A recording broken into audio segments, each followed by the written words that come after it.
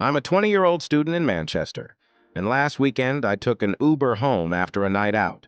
Nothing unusual, right? Except I never made it home. It was around 1:40 a.m. when I got in the car, a gray Toyota Corolla.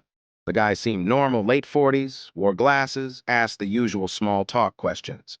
But about 5 minutes in, he turned off the route Google Maps was showing. At first I figured it was for traffic, but then he turned again and again. We were heading away from the city. The streets started getting darker, emptier. I told him I lived in the opposite direction, and that's when his tone changed. "Shortcut," he said flatly. "Don't worry." I reached for my phone, but there was no signal, no bars, which made zero sense. I was just outside the city. That's when I noticed something weird on the dashboard. His GPS wasn't on.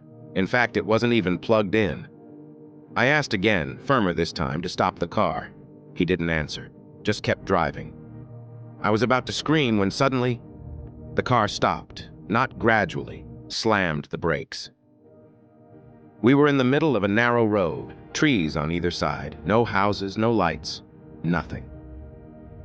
He turned to me and said one sentence I'll never forget. "You can either stay in the car or meet the others."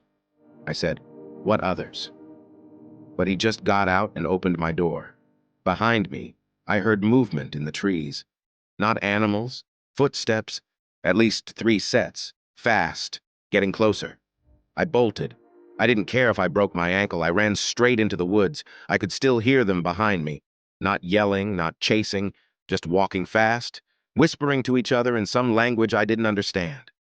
I kept running until I saw a fence. I climbed it, tore my shirt, fell, but got over. Landed in someone's back garden. Lights were on, thank God. I banged on their door until they answered. The police came. Here's the twist. There was no record of the Uber trip, no receipt, no history, no driver match. And the police said that that section of road doesn't show on any map. They even checked my phone. No location data past 1:46 a.m. The creepiest part, 2 days later, I got a voicemail from an unknown number. It was just whispering, but I could hear a phrase repeated, clear as day, in a voice I swear was the driver's. "You climbed the wrong fence."